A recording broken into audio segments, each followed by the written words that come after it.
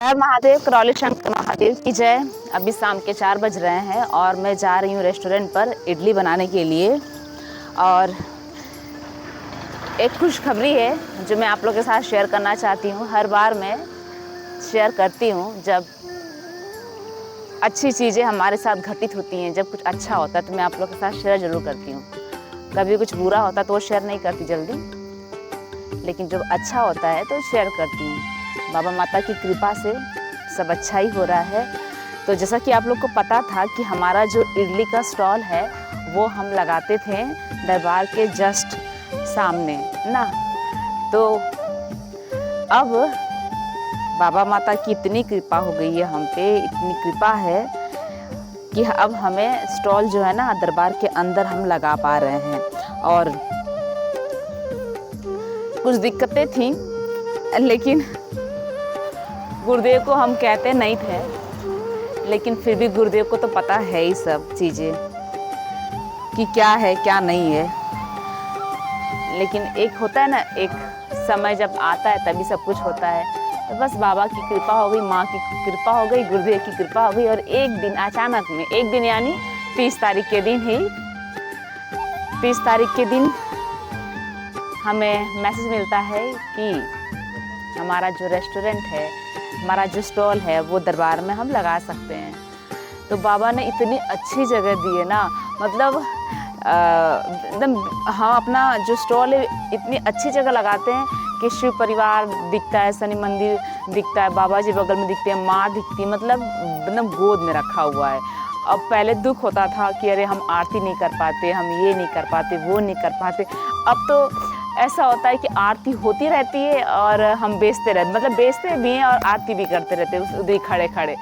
अच्छा लगता है। हम दरबार के एकदम पहले बाहर थे, लेकिन फिर भी ना बाहर की दुनिया बाहर की ही होती है। और हम लोग दरबार से जुड़े भक्त हैं, हम बाबा के प्रति समर्पित हैं। हमको बाबा के अलावा कुछ दिखता ही नहीं है, उनकी सेवा चाहिए। तो 4 पैसे के लिए बेचना पड़ रहा था, बेच भी रहे थे, लेकिन फिर मन नहीं लगता था। थोड़ी बहुत दिक्कतें भी थी, मन भी नहीं लगता था, लेकिन बाबा की देखो कृपा हो गई। इच्छा थी काश दरबार बाबा के गोद में ही रहते, ऐसी इच्छा तो बहुत पहले से थी। लेकिन ना हम कभी अपनी दुख तकलीफ जो है हम गुरुदेव को ना बताते नहीं हैं। कभी भी कोई बात हम शेयर नहीं करते थे गुरुदेव को, लेकिन बस गुरुदेव की नज़र तो रहती है क्या चल रहा है क्या नहीं चल रहा है इन लोग के जीवन में। तो बस हो गया। 30 जून को ही हमें आज्ञा मिल गई थी। मैं वीडियो बना नहीं पाई, तब से कंटिन्यू में ना, मतलब 30 तारीख से ही मैं बनाना भी स्टार्ट कर दी हूँ अपना इडली। अभी जैसा कि आप लोगों को पता है कि हमारा रेस्टोरेंट है और ये हमारा रेस्टोरेंट है। और पहले यहाँ पर हम सारी चीज़ें बेचते थे, सुबह के नाश्ते से लेके रात के भोजन तक सारी चीज़ें मैं यहाँ पे देती थी। मैं अकेले देती थी, एक आदमी रखती थी और मैं अकेले सब संभालती थी। लेकिन फिर बीच में ना इतनी गर्मी यहाँ पे पड़ती है, इतनी गर्मी पड़ती है कि आपको कूलर पंखा से काम ही नहीं चलने वाला, इतनी ज़्यादा गर्मी होती है। तो फिर गर्मी में मुझसे काम नहीं हुआ। ठंडी तो पूरा 4-5 महीने खूब जम के मैं काम की, फिर गर्मी में काम नहीं हो पाया। फिर हमने ये फिर तय किया कि अब हम ना जो साउथ इंडियन डिश है वही बेचेंगे, इडली शुरुआत है ना, हमने शुरुआत ही इडली से की है। तो मन था कि अब इडली हमको बेचना है।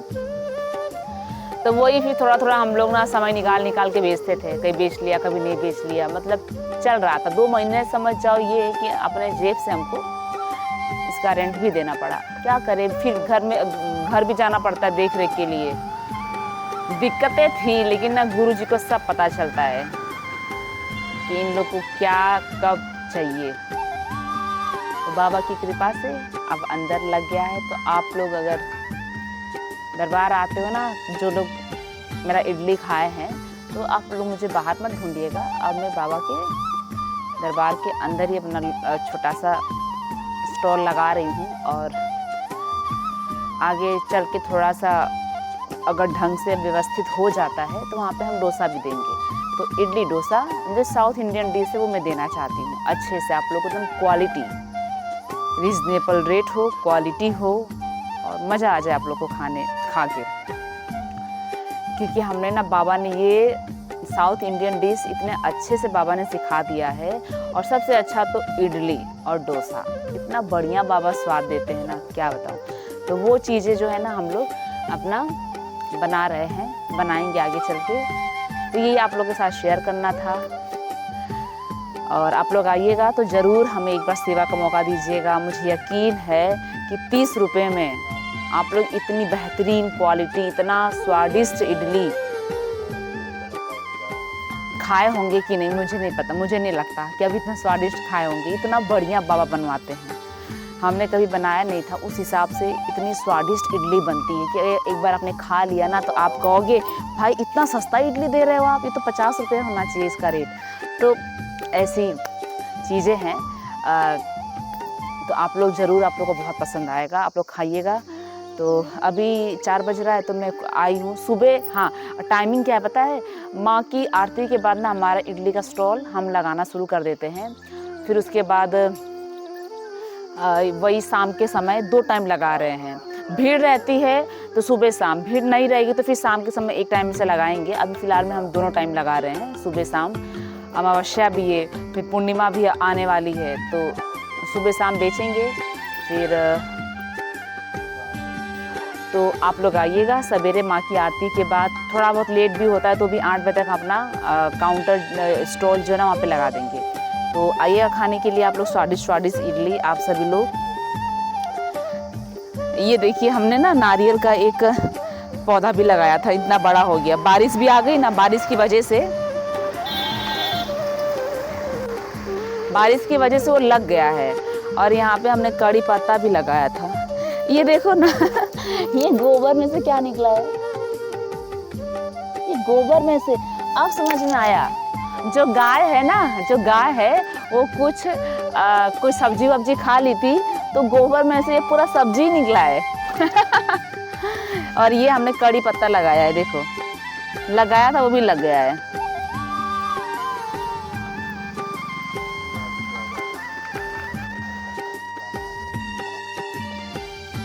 तो यही चीज़ आप लोग के साथ शेयर करनी थी। तो आप लोग ना मेरा व्लॉग वीडियो ये देखते रहिए, मैं आप लोग को वो जगह भी दिखाऊंगी। अभी मुंह से बताऊंगी नहीं, अब मैं फटाफट तैयारियां कर लेती हूँ। थोड़ा बर्तन साफ़ करना है, इडली बना दिया है और सांभर भी बना दिया है। बस अब पैक करके हमें लेके जाना ही है। अभी 4 साढ़े 4 बजे गया है, 5 बजे तक, 5:30 बजे तक हम सोच रहे हैं लगा दे।